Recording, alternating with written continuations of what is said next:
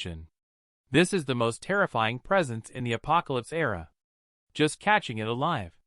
Luca mobilized 5 combat squads, resulting in 3 deaths and 13 injuries. Its teeth have evolved. Pupils are narrow. It is accustomed to crawling, no longer belonging to the human category. The spotlight shines on its face. The experiment object seemed to be very afraid of the light. Subconsciously, it brought its arms up to shield its eyes. It is clearly afraid of light. Why is it active during the day today? Has it evolved again? Or there might be something special that is attracting it, causing it to come out and be active even in the light. Luca really wants to find Robert, and the two of them now. The reason why experiment object suddenly came out during the day. Is it because of the attraction of one of these 3 people? And at this moment, Robert is moving gold bricks in the mall. At this time, the advantage of having storage space is demonstrated. He asked how much gold can fit in a cubic space. Most of the gold in the mall is jewelry. Robert, in order to save space, decisively crumpled the gold and gold necklace into a ball and stuffed it into the palace. With great strength, one can do as one pleases. Suddenly, Robert heard the sound of orderly footsteps outside the mall. He furrowed his brow. He said, "It's people from Corporation Q." At this moment, Manson, leading his combat team, suddenly stopped after turning a corner. He turned around and said to the people behind him, "The arrangement of items in that building is different from what I remember. Someone has been here. Maybe they are still inside." The next moment, the combat team of Corporation Q swiftly entered the mall like a black poisonous snake. He said, "The target is escaping to the 2nd floor." He wondered if Robert was a fool. Why would he run towards a dead end? Manson understood. The opponent he encountered is not simple. The other party has a strong survival instinct and very clear rationality. Manson suddenly remembered the building next to this one. It seems that there is another building adjacent, slightly lower by more than 10 meters. Robert may be able to escape by jumping off the building. Just as he rushed out of the building he was in, about 10 steps away. Looking up, he saw Robert flying past his head. The boy's speed in the air was astonishingly fast. The opponent stretched their body to the extreme. Manson took a deep breath. He said that the strength of the target, Robert, needed to be reevaluated. At the moment when Robert leaped between 2 buildings, he soared through the air. Suddenly in the night sky, it was seen that on the broken skyscraper further ahead, there was actually someone. Above the fracture, there was a girl with baseball cap who materialized a gigantic sniper rifle out of thin air in the moonlight. The girl was standing on the edge of the fractured wall. She braced the large sniper rifle on the single leg she had propped up with her hands. It is said that a woman's mouth is the devil's trap. Indeed, the more beautiful the woman, the more dangerous she is. Robert looked at Julia, who was setting up a sniper rifle. Originally, at this moment, the muzzle was aimed at the distant Luca. Robert's advanced firearm weapons skills suddenly circled in his mind. The distance between Julia and the young man in the white suit was very far. Long-range sniping involves calculating wind speed, wind direction, humidity, temperature. Even the Coriolis effect must be taken into consideration. If there is no reference point, how should she perform the sniper attack? At this time, not far from Luca, Lucy lowered her head. Her long hair hung down in front of her and swayed with the breeze. When the wind stopped for a moment, Lucy's hair also stopped moving. Robert suddenly understood. It's right now. Lucy did not know when she had already managed to break free from the lock on her hands. She actually pulled out a black dagger with 7 tips from her thick hair and aimed it at Luca. And the bodyguard beside her hands lit up with a white light.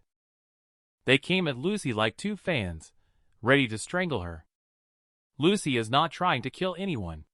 She seems to be just trying to buy Julia a moment of time. Lucy made a quick attack and then turned around to retreat. In just a moment, she retreated into the shadow behind a building and disappeared. That's Lucy's ability. I'm afraid even Robert didn't expect to have one in their team. There was actually a supernatural entity hidden. And it's the one with the best acting skills. This unexpected turn of events caught everyone off guard. However, at this moment, Luca suddenly turned his head to look up at the skyscraper. He felt a sharp pain in his temple. The gunfire from Julia's sniper rifle was like a dark night dragon, suddenly blossoming with a splash of blood, only to see the bodyguard standing in front of Luca, using his own body as a shield. And the two white light fans in his hands were straight blocking in front of his chest. With a bang, the bullet carrying immense rotating strength collided with the white fan. The white fan shattered little by little. Next, the bullet got wrapped within the muscle and heart. This bullet that had flown over 1,000 kilometers. Successively, it pierced the abilities and body of this supernatural entity. Finally, it fell to the ground. Up to this moment, Luca remains as calm as a normal person. It's as if the bullet wasn't aimed at him. He bent down to pick up the bullet on the ground and laughed. Have the thugs finally set their sights on me? At this moment, Robert was standing on the rooftop. He did not expect that these two people had staged a good show in front of him. On the other side, Julia immediately stood up and holstered her gun after the failed attempt.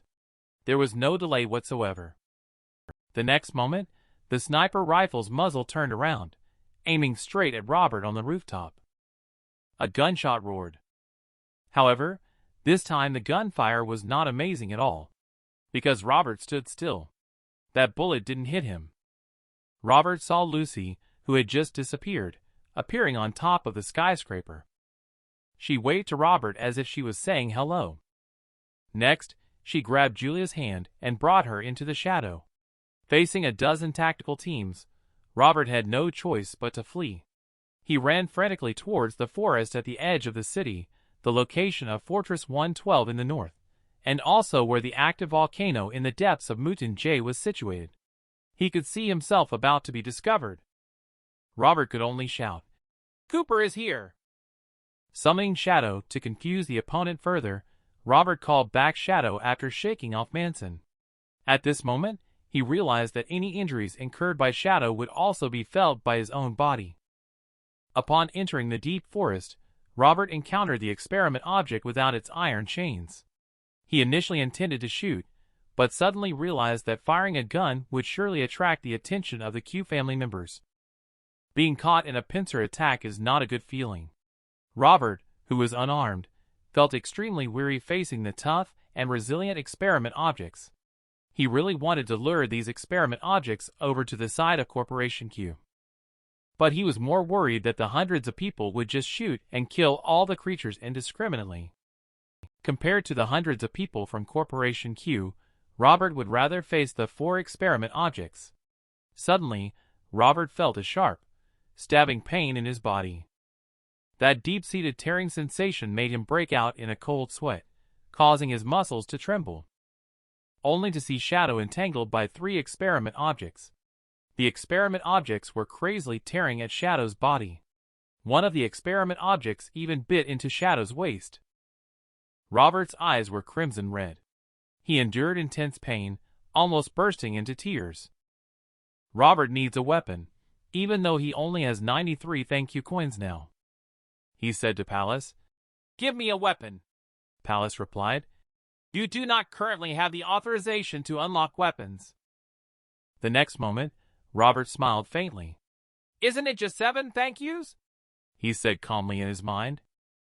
"I want to thank myself 7 times. The first time, I thank myself for never being timid in the face of opportunities. The second time, I thank myself for never being afraid in the face of danger.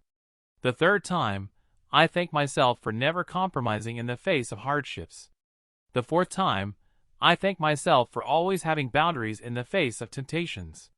The voice in Robert's mind grew louder and louder. "The fifth time, I thank myself for never being hypocritical. The sixth time, I thank myself for staying clear-minded and resolute. The seventh time, I thank myself for singing loudly and overcoming obstacles on the road of life." Palace fell silent for a moment. Then Palace said, Receive an additional 7 thanks from Robert, and you have been granted unlocked weapon access. Do you wish to proceed with unlocking? Unlock, Robert roared. Suddenly, the time lock seemed to melt and disintegrate along with it. Robert quietly watched as the experiment object charging towards him. He reached out his hand into the void, as if trying to grasp an inexplicable strength to cut through the path of life and death. A black sword suddenly appeared in Robert's hand. The sharp sound of cutting leather suddenly appeared in the forest, and the experiment object, which was originally severely mutilated, was unexpectedly split into two by the black blade. Confusion appeared in the eyes of the experiment object. He seemed unable to understand where the knife in Robert's hand came from, nor could he understand why this one knife was the end.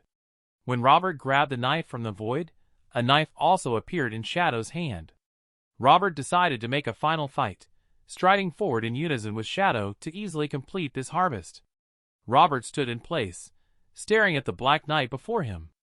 The pain that had once afflicted him continued to stimulate his nerves, but for the first time, he felt the exhilaration of battle. So, this is the supernatural entity. At this time, Palace mentioned initiating side quest 2. Obtaining 1,000 thank you coins unlocks the weapon mid-level form. The battle between Robert and the experiment object eventually attracted Corporation Q. Led by Manson, Corporation Q quickly converged on the scene. However, to Manson's disappointment, when they arrived at the battlefield, the target had already disappeared. Manson looked down at the traces on the ground. There was only one type of footprints and shoes, indicating that only one person was involved in the battle. This also puzzled Manson. He wondered, did one person defeat 4 experiment objects alone? He activated the public communication frequency and said, "Boss, Cooper's abilities need to be reassessed. He alone killed 4 experiment objects." However, at that moment, Manson suddenly heard hurried footsteps approaching from 100 meters ahead on his side. Someone seems to be running wildly. He immediately shone the tactical flashlight beam over. It was discovered with a start that it was Robert who was fleeing. Manson was stunned for a moment. What's going on? How did Cooper come back? Didn't he escape before? However, Robert became anxious when he heard the sound of firearms being loaded from afar. He shouted, "Look behind me!" Manson looked puzzled at Robert's back. He saw shadows stirring in the forest. The sound of iron chains clinked densely. Manson suddenly felt uneasy. Did you go and poke the lair of the experiment object? After seeing this scene, his first reaction was to shout in the communication channel, "Attention in the urban area! Build defensive lines!" There are many people from Corporation Q in the forest. However, it seems that there are even more experiment objects than them. While his comrades were fighting for time, Manson surprisingly prioritized notifying the construction of defensive lines in the urban area at this moment, rather than giving the order to retreat.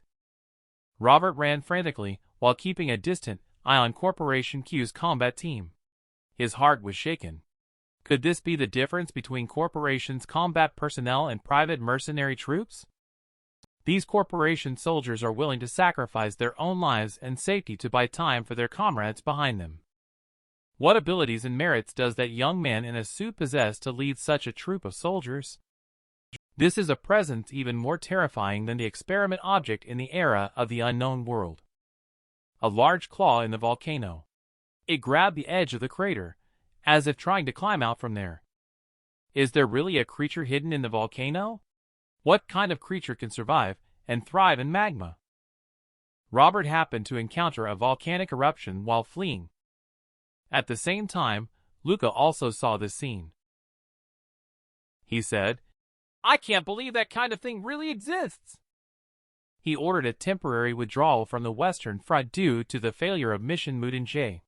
The heatwave caused by the volcanic eruption has already begun to sweep through the entire Mudinje mountain range.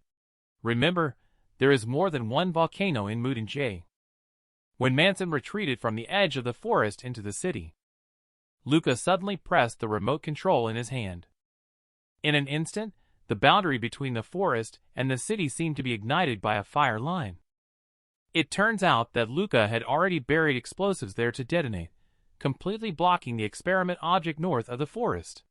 However, just at that moment, the combat personnel ahead shouted, "Oh no! We can't drive our vehicles anymore! Come over and take a look at the tires." Manson hesitated. Did the tire blow out?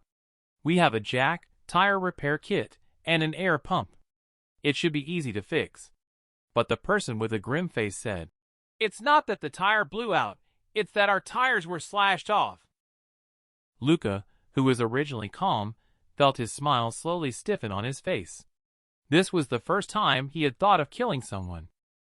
Robert headed south all the way back to Fortress 113. The most dangerous thing is not the experiment object. It is the human face insect and the wolf pack. He has been sharpening his skills on Shadow's back all the way. And Shadow seemed to be walking in the air. His legs were almost dragging out residual images. In the meantime, he revisited the cave where they stayed one night, only to find that there was already an elegant line of small words on the top of the cave. "It's right behind you." In Robert's memory, it seems that Julia fell behind when they set off that day. He didn't know why, but looking at these elegant fonts, he felt that perhaps Julia carved them intentionally to scare people for fun. He came slowly, but on the way back, it was very fast. In just half a day, Robert arrived in front of the canyon. He looked at the canyon in front of him, as well as the thin beam of light on the cliff. Robert no longer hesitated. As long as his speed was fast enough, the human face insect, the wolf pack, and loneliness could not catch up with him, Robert. The shadow beneath Robert was like a gust of wind passing through the canyon.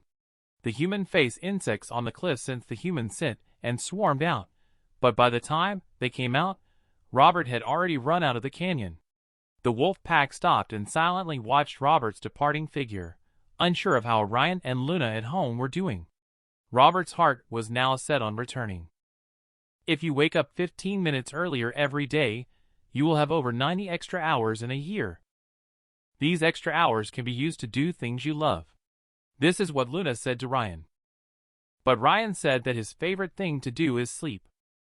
After Zach left, Ryan and Luna's days passed peacefully. Stable Ryan often thinks of Robert. At this time, he happened to meet Walter, who came to deliver sweet potatoes. He brought the latest news to Ryan.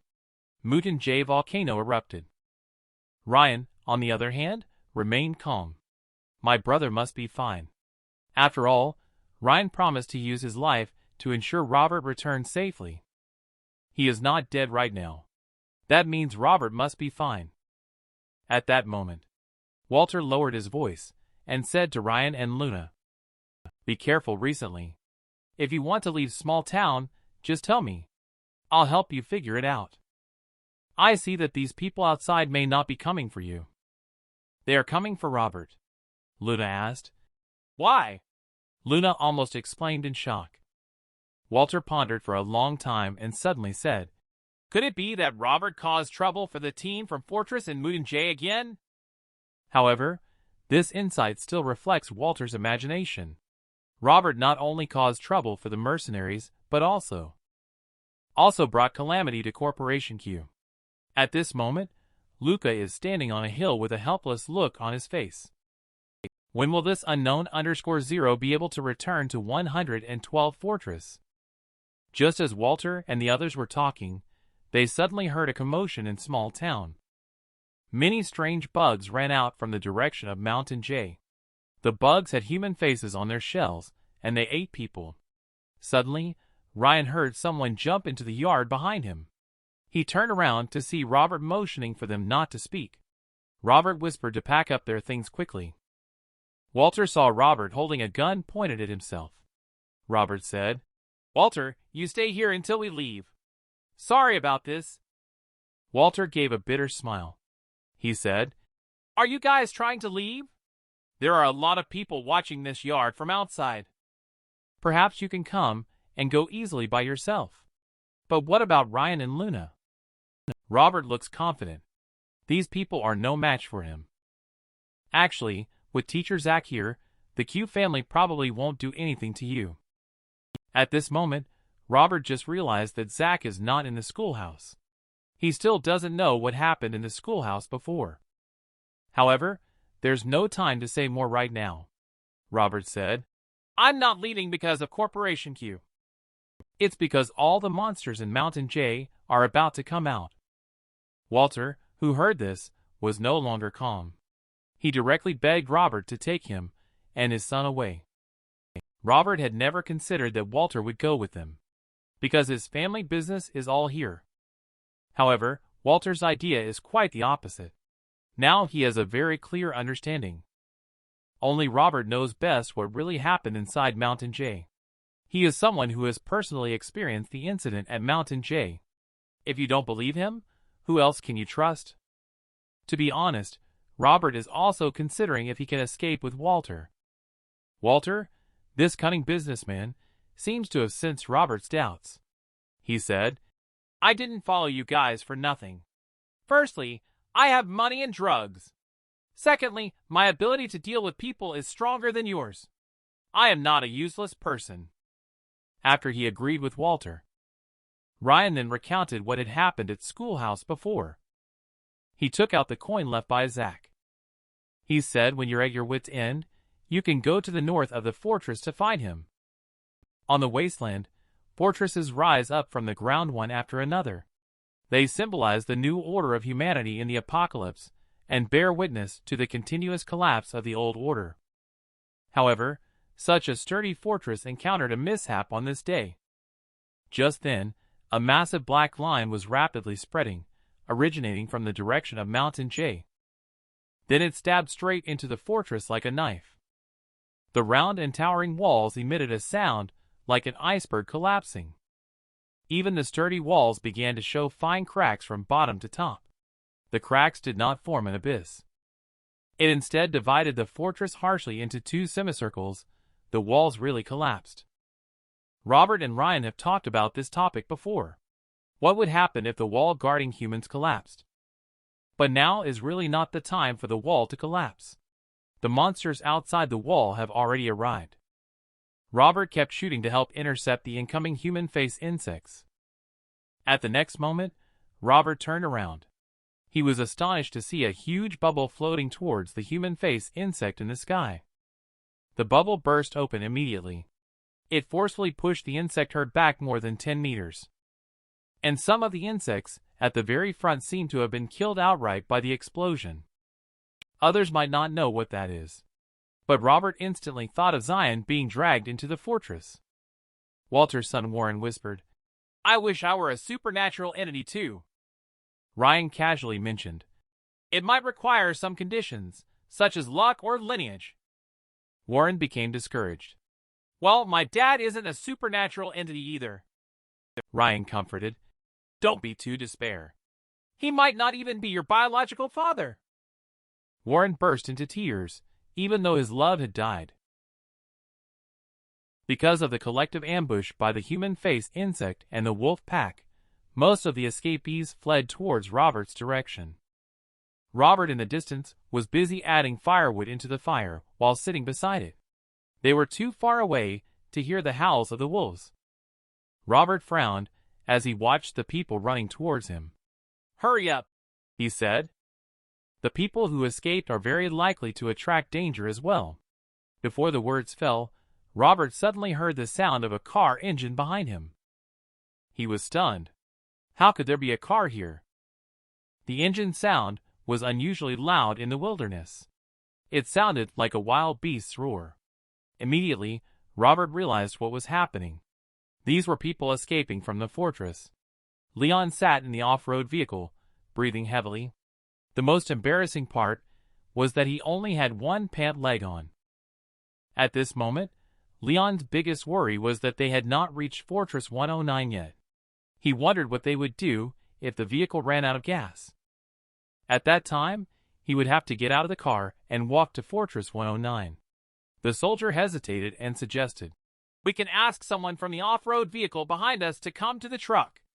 This way, we can siphon the gas from that vehicle to ours. Faced with the soldier's suggestion, Leon's eyes lit up. However, he then sighed. He said, forget it. The off-road vehicle is full of wounded soldiers. Robert watched the convoy approaching from afar. He guessed that many people from the fortress must be fleeing in this direction. He decided to use these people to attract the attention of the wild beasts. If you could earn money by studying, would you cherish your study time? Robert met this group of students on the way to 109 Fortress. He had heard Zach mention it before. There are dozens of schools inside the fortress. Many teachers teach them basic knowledge. You can receive student subsidies without working. It would be great to be born inside the fortress as well. He looked at this group of students. Robert suddenly remembered the second phase of the weapon unlocking task, because most of the thank you coins in the first phase were earned by students from small town. Now thinking that the Black Blade Basic is so powerful. After unlocking the next level, it should be invincible. So he immediately whispered to himself on the side. Thank goodness I haven't killed innocents indiscriminately. Thank goodness I raised Ryan so well. Thank goodness for all the good deeds I have done. Ryan was speechless for a moment after watching this operation. But Palace had no reaction at all. A student whispered, Teacher Jessica, I'm so hungry. The female teacher named Jessica felt troubled. She said, Let's keep moving forward. Maybe we'll find some food. The people from 109 Fortress might come to rescue us. If all else fails, I'll pick some wild vegetables for you. Teacher, what do wild vegetables look like? Can we go pick some? A male student asked curiously. Jessica is not silly. She secretly pointed at Robert and the others. Then she quietly said to the students, Have you seen those people in front of us? They look quite impressive at first glance. Whatever they pick, we'll pick the same to eat later. Luna turned back and glanced at the group of people around Jessica, then chuckled quietly to Robert. She said, There are quite a few pretty girls among the group of Fortress students behind us. If you have your eye on anyone, I can help put in a good word for you. When there's a meal, there's someone walking with you. Robert found this statement both funny and frustrating. He suddenly saw a plant by the roadside, and his eyes lit up. He walked to the side of the road and pulled out the entire plant. Jessica saw this scene and quickly whispered to the students to go find a plant in his hand that looks exactly the same. The students had been hungry and anxious for a long time. Immediately, they rushed to the roadside. At this moment, Robert told Walter, This kind of plant must not be eaten. I had it once 2 years ago and had diarrhea for 3 days. Jessica and the students were speechless upon hearing this. They all immediately threw away the plants they had just pulled out. It wasn't until this moment that Robert realized that this group of students were imitating him. He thought for a moment and suddenly said to Walter, The small clump of plants at your feet is called shepherd's purse. It is also known as Capsella bursipastores and can be eaten. If eaten raw, it may taste bitter due to alkaloids. But compared to saving a life, a little bitterness is nothing. Jessica glanced at Robert. Because she had been observing Robert all along. So she knew very well why Robert suddenly said this. Ryan said beside Robert, Dude, are you attracted to that female teacher? It's okay, she's quite pretty. Suddenly, footsteps and voices could be heard coming from the road they had taken. Just then, someone shouted from that direction, Look, there's a fire! There must be survivors. In the perilous wilderness, the man fought his way through alone. He led the refugees to find the main forces. The blue and white striped shirt he wore made him stand out. His name is Cody, and he calls himself the great sage equal to heaven. He sees subduing demons and protecting the people as his duty. But the font on the back of his shirt inevitably makes people suspect he is mentally ill. In fact, he can conjure a stick out of thin air and possesses immense strength. He is a definite supernatural entity. Robert looked at Cody with interest. He is now very interested in all supernatural entities. Cody's gaze swept through the crowd. When he saw Robert, his expression changed. There was a look of utmost joy in his eyes. Cody pushed through the crowd and walked towards Robert. Robert suddenly had a bad premonition. Ryan asked softly. Bro, do you know him? Cody got closer and closer to Robert. Finally, he stood in front of Robert and finally stopped. He looked at Master Robert with shining eyes. Cody exclaimed in surprise. Cody turned around and shouted at the people accompanying him. I found Master. Take care of yourselves. I'll go with him to the west to seek scriptures. This sentence left everyone speechless in an instant. Walter on the side almost laughed himself silly when he heard this. However, at this moment, Cody turned to look at Walter and said, Why are you laughing? Walter's smile instantly disappeared. Cody ignored him and continued to look at Warren, smiling. He said, Danny, you're here too. That's great. Warren suddenly felt bewildered and confused. It seems like there has been a change in the relationship between himself and his father. The original father-son relationship suddenly turned into a minor-brother one. Robert suddenly felt a little melancholic. Am I really going on a journey to the west to retrieve scriptures? The turning point of life. It just happened suddenly like this. I must explain to Robert's Cody, he said. I must explain. I'm not going to the western heaven to fetch the sutras either. He asked. Master, which direction are you heading now? He replied. Southwest. Cody solemnly said. The western heaven is also in the southwest direction. Perhaps, Master, you haven't realized it yourself yet, but you are already on the journey to the western heaven to seek the scriptures. Robert was very helpless. He didn't know what to say. Just then, William and others walked over. He told the group of students to hand over their valuable belongings. He was also keeping an eye on Robert as he spoke. However, when his gaze swept across to Robert in their direction, he suddenly froze. I saw Cody suddenly brandishing a black and gold iron rod in his hand. Before he could react, Cody had already swung the rod towards him. William instinctively hurriedly stepped back and pulled out his gun. With a bang, the gun fired and a flash shot out from the muzzle. But in an instant, everyone was stunned. Cody placed his golden cudgel horizontally across his chest. He smiled and said, The bullets of my golden cudgel can't penetrate. Ryan curiously remarked from the side, But the bullets didn't hit your golden cudgel. Your chest is bleeding. Cody lowered his head to take a glance at his chest. Then he took a deep breath and said, Holy moly! The man is invincible, with a body of copper and arms of iron, impervious to swords and spears. He only needs to imagine himself as the great sage equal to heaven in his mind to possess the corresponding abilities. Just now, Cody squeezed the bullet out of his body. William gritted his teeth, wanting to shoot again. The next moment, the golden cudgel vibrated in the air, emitting a buzzing sound. The stick was forcefully slammed onto William's waist.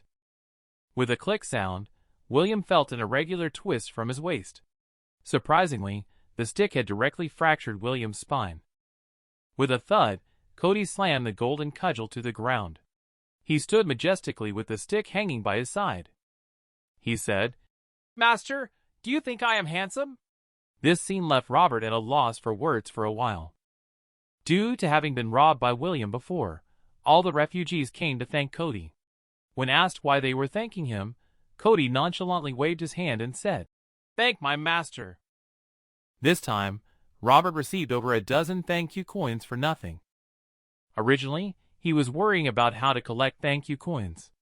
Unexpectedly, he didn't do anything, and Cody got him so many. He asked if the apprentice's wound still hurt. The master here has excellent medicine to treat external injuries. Everyone was speechless for a moment. This unknown _0 is really going to the western heaven to fetch the scriptures. He asked Walter to take out a steamed bun and hand it to Cody. And Robert was thinking that everyone's super ability seems to be somewhat related to spiritual power in one way or another. For example, Cooper's shadow combat strength is directly related to spiritual power. And this Cody is even more obvious. Fantasizing himself as the Monkey King, he actually picked up the golden cudgel. Moreover, his physical fitness is gradually approaching a non-human state. However, He himself still does not have a clear answer to this day. He is pondering the answer. Jessica went with her students to Robert and asked, "May we borrow some fire?" Robert looked at their happy expressions. He did not refuse either. Wait until everyone is asleep. Robert can think alone about what to do in the future. It would be best if he could enter Fortress 109. The gold in his hands, and the medicine brought by Walter should be enough for them to establish themselves. But if they can't get in, then they can only live in the small town outside of Fortress 109. The next morning, many people who got up from the ground felt weak all over their bodies. And there is also accompanied by soreness in the body. The price of long-distance trekking and catching a cold finally broke out. He said, "Let's go quickly." Robert stood up and glanced around. This has already become an outbreak area. If we don't leave quickly, we might get infected. But Cody is unwilling to give up rescuing these refugees to save a life, like building a 7-story pagoda. Robert said as he walked, "I am going to the western heaven to fetch the scriptures. If you want to stay, then stay." Cody was stunned for a moment. After pondering for a while, he finally caught up.